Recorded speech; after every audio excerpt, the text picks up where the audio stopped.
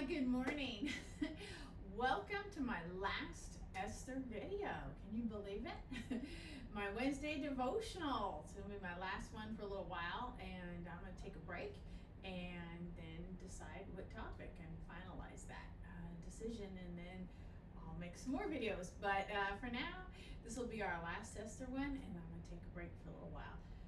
We've had a very long summer already, and very hot here in the DC area. I know I've talked about it before, but this is probably, we've been here 7 years, and this really feels like the worst summer in terms of heat. I've had triple digits even today. I'm expecting more tomorrow. So, I mean, this feels like Arizona in the summer. And yeah, that was rough. That was a dry heat, so it's okay. Yeah, this heat and humidity is like, but anyway, I got my summer dress on for our final show here. So, I want to thank you all for watching for sure, and keeping me going. You know, it's been about a year of doing Esther, and it's my favorite story, still is, and still very timely. All right, so just to wrap up the whole project, remember briefly, we had Queen Esther that started with nothing, and how Queen Vashti was just very disobedient, and she was out, right? And that's how we got Queen Esther, who was very kind, obedient, loving, smart, and very brave. As you know, she once she became queen and she found out about the plot against the Jews to have where Haman was going to exterminate all the Jews in all of the land, and how, remember the signet ring from the king that Haman got, because the king thought, you know, that Haman was doing right, because the king wasn't really very aware. But once it became known to the king, and Haman started freaking out, and then tried to even, I guess he accidentally fell on the couch or something, and the king was like, "Are you going to even assault my queen right here in front of me in my palace?" Which, that was the end of Haman. He was impaled on a pole, a very sharp pole that he had planned for his, what he thought was the enemy, which was Mordecai, which, as we're going to find out, Mordecai is not the enemy. And so the enemy was Haman, and so he and his 10 sons were impaled on the sharp pole that Haman had set up for Mordecai.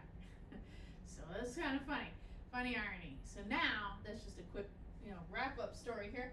So for now, okay, so what ended up happening, remember, Queen Esther got Mordecai's letter to endorse the festival of Purim, okay, and that became an established celebration that they are doing still even in 2024.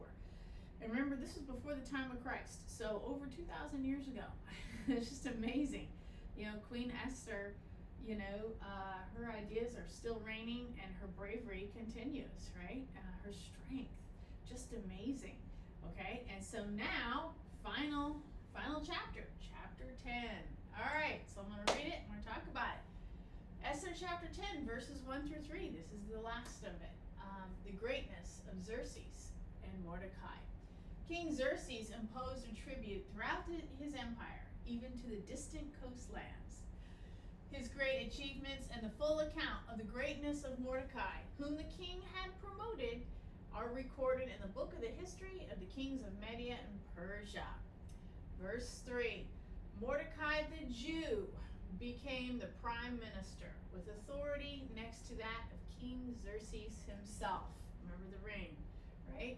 He was very great among the Jews, who held him in high esteem because he continued to work for the good of his people and speak up for the welfare of all their descendants. Isn't that just amazing? How Mordecai got the ring, Queen Esther kept her crown. She did not die, because she thought she was going to lose her crown and her life by going in front of the king unannounced, right? Isn't that just amazing? Both Mordecai and Esther started out at the bottom.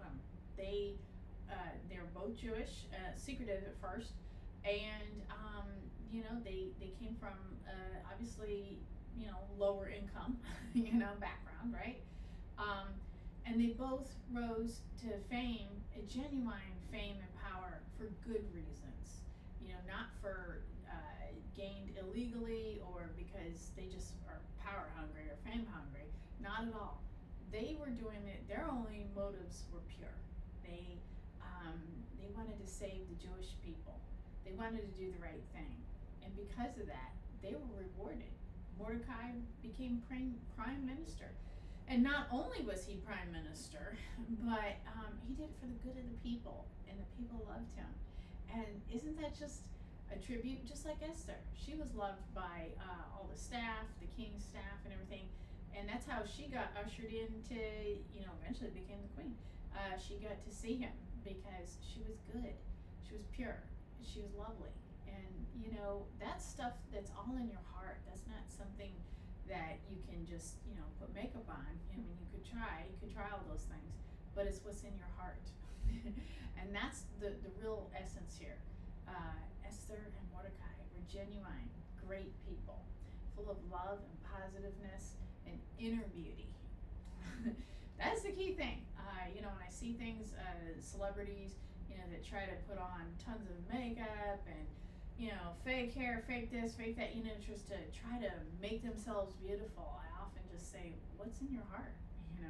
Not that, of course, I do wear makeup too, and I'm wearing a dress, but again, just, trying to think carefully, is my heart right with the Lord today? Because we always have to check our motives all the time, so, what was their motives, Mordecai and Esther, Mordecai is for the good of the people, and that is just amazing that he thinks about the people first. That's his mission, and that's the way leadership should be. So I am just so thankful.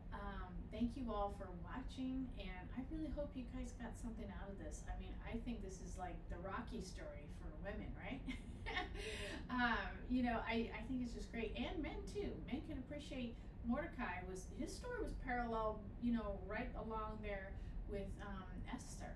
So this can be for men or women. So I just hope that you can see how good triumphs over evil. Even though it looked like initially evil would win, it did not.